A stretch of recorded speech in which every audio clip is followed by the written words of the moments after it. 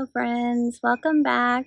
I'm so glad to get a minute to talk to you guys. I've got little Peter here. We named him Peter, and I don't know if I told you, but he was actually born on my birthday.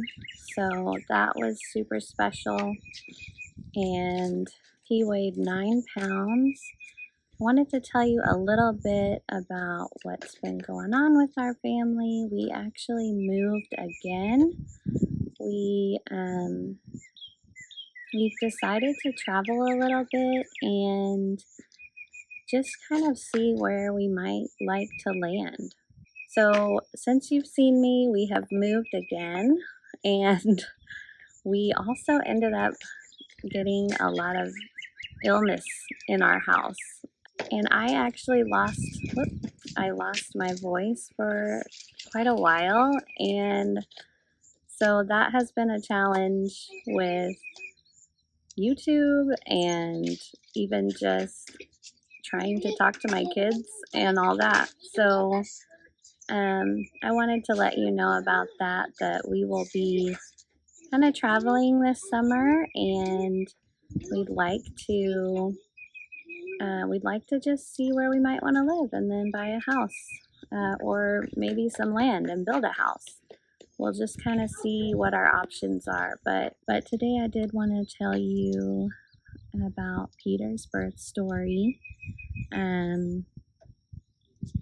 It actually starts with his 20-week sonogram. That was when we found out he was a boy, but we also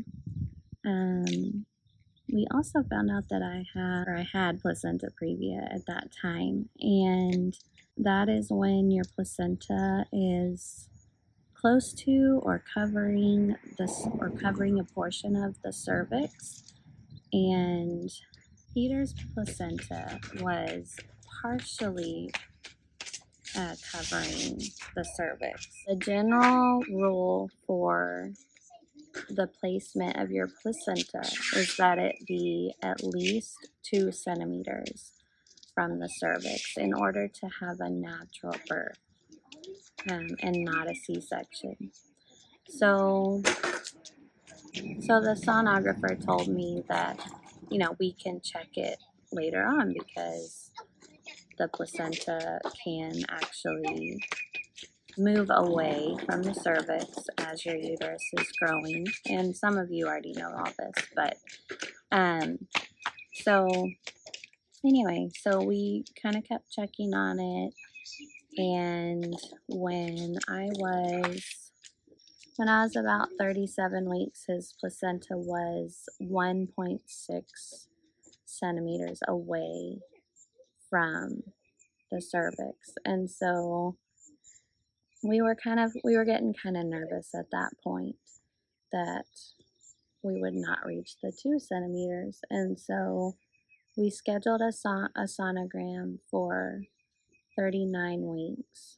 And we just really prayed about it in the meantime. And actually, my parents actually fasted for a time and prayed about it a lot for me. I've never had a C-section before, and we were hopeful that this 10th time would also not be a C-section. So I remember asking God, if it could just be like 2.1 centimeters, I would be so grateful. And when we went to that 39-week sonogram appointment, she said that it had moved to 3 centimeters. And I was just completely blown away and so thankful that we did not have to worry about that anymore. So I was also really surprised because she said, the sonographer said that he was a big baby, and she was actually thinking that I was further along. So I was really surprised when he ended up being so late. Let's see, he was about 11 days late, and he is my latest baby that I've had so far. He ended up being very late, and that really surprised me because of what the sonographer was saying, and I did start to get a little nervous because she was saying that he was a big baby, and I thought, oh man, he's gonna be enormous by the time he arrives. And and so I had a little fear creeping in, like, oh, what if he's really big?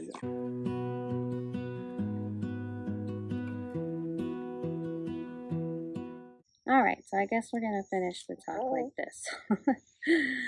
So I was having a little fear creep in as time went on, as the due date passed, and I was just really surprised that every day he just wasn't coming. And my husband and I started going on a lot of walks, which did help a lot.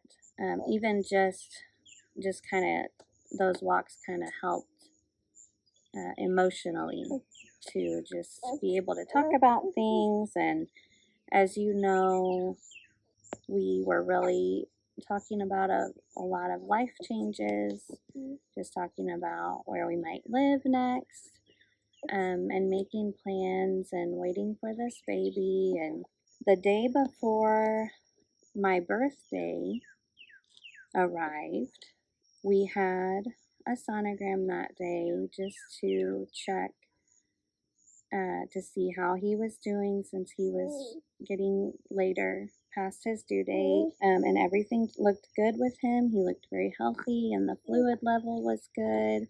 So we were very thankful about that. And then we had a midwife appointment. We decided to strip the membranes. And I've only done that one other time. And yeah, both times it was really just to kind of help move things along. I'm pretty sure that, most midwives will not let you pass 2 weeks late before you need to have a hospital birth. So, and there is a little wiggle room in that, and of course it depends on the state and the midwife and all that. But as we were getting really close to the 2-week point, we decided to have the membrane stripped, and just to help maybe speed things up. And so we did that, and I'm pretty sure I was already 6 or 7 centimeters dilated at that time. But he was still kind of sitting high. So things were definitely progressing, but he was not moving down much. We left that appointment, and it was just my husband and I. And then when we got home, my kids had decorated for my birthday, and my oldest daughter, Shannon, had made a yummy dinner and a cake. We all ate dinner together, and honestly, I was starting to feel that the membrane sweep had done its job, even at that point. And of course, I didn't realize at the time when we first walked in that it was my birthday, but it was going to end up being Peter's birthday too. We were having dinner, and I definitely felt that labor was coming on. When I had the membranes stripped with my other baby, my third baby, she was born that night as well. We had done the membrane sweep in the afternoon both times, and my third baby came that night around 11:30, and then he was born around 2 a.m., which made him be born on my birthday. So after we had dinner, I I had to just kind of go to my room and just sort of abruptly because I felt that things were really coming on. And so I sat on my birth ball and I watched like hymn lyric videos on my phone because I like to just see the words of the songs that I'm listening to. It just makes the impact of the words a lot more powerful. And so I was just watching those videos, and if you watch those lyric videos, they often have just beautiful landscapes on the screen. And so it was very peaceful and calming, and there's lots of scripture in these hymns and just powerful messages about God and who He is. And that just really helps my mind be at peace. And so, but I did have those lingering fearful thoughts in the back of my mind, and I was doing what I could to just squash those. And the days leading up to Peter's birth, I had really been praying for wisdom because I realized that I needed wisdom to trust God's plan in this birth, and just wisdom to endure till the end. And I sort of hate to say this, but to suffer well if suffering is involved. And I didn't realize that God had really answered that prayer for me, and until later on I realized He answered it in a different way than I had expected. So I was watching the lyric videos, and I felt a big change and in the labor, and it became a lot more intense. And I even thought at that time that He might be coming really soon. And I remembered how my third baby had been born around 11 p.m. And it was getting close to that time. So I thought that He may be coming very soon. And so my husband called the midwife, and she drove there as fast as she could. And by then I had gotten in the shower. I really like to labor in the shower. I like just that. I like to be kind of in a crowded space at that during labor. I like to just stare at the wall. I know that may sound odd, but it really helps me not get distracted from focusing on just keeping my mind from being distracted. So when the midwife got there, we kind of tried some different things. She checked on the baby, and he was still doing well, but it looked like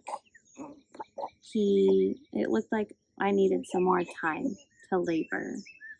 And so, because she checked and all that, and I was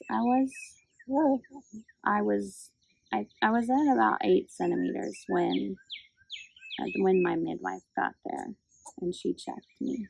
So I tried like laying down for a little while because I was getting tired, but honestly, I just was not comfortable laying down.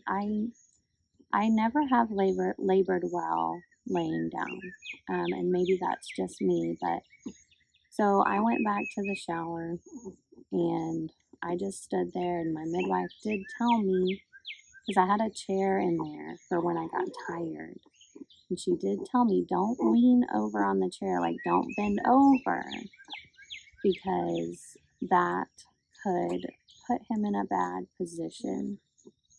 So I was really glad she told me that, because I hadn't really considered that. And so I kind of found a way to just stay standing, and I did kind of lean on the side of the shower to rest a little, but it was a very intense labor. Both times that I have gotten the membrane stripped, it has been kind of an intense. It's like one big contraction for hours. It's not. In my experience, it's not like a contraction and then rest, contraction and then rest. It was just a continuous contraction. And now I'm actually still glad I got the membrane stripped both times. Just because, like I say, I think it was the best decision when you're getting close to 2 weeks, and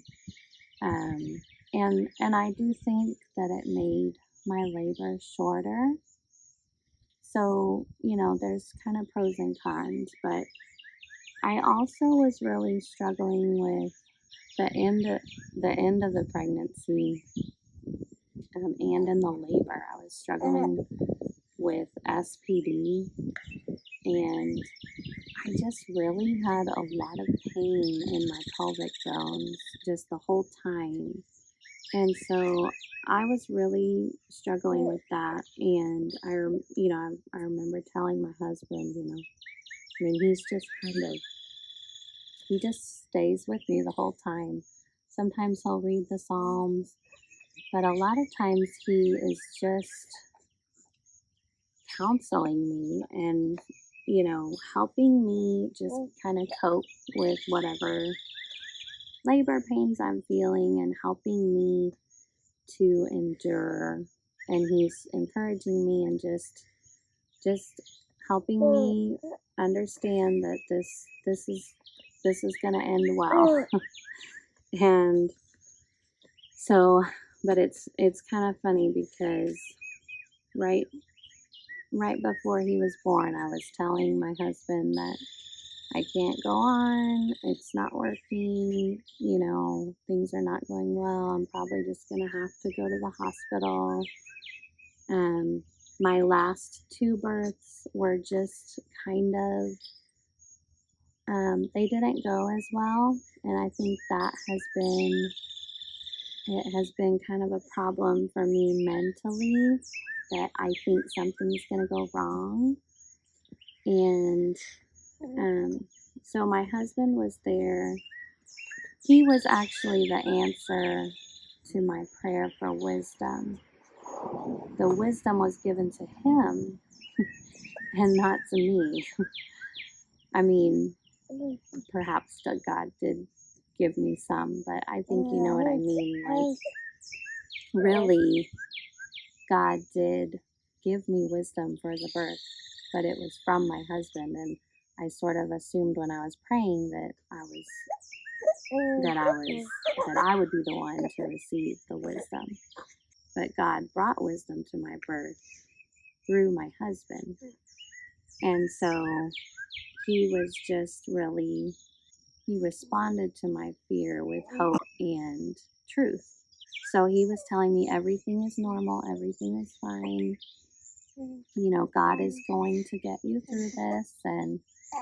And then Peter ended up being born as I was telling my husband that I can't do this anymore.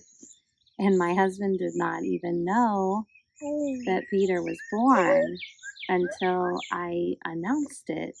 And then the midwife came into the bathroom and she caught him the rest of the way, because she heard me say that he was born. And so he ended up being 9 pounds, and his birth was very smooth and such a blessing. He had no trouble arriving, and his chest was actually 14 and a half inches. It was kind of like birthing 2 heads. But God really showed me that I can do this a 10th time, and that I can birth a large child. just fine without complication, and I was so grateful for that. Yeah, so that's his birth story. I do just want to thank all of you for listening, and I will link my other birth stories below. I'll see you real soon.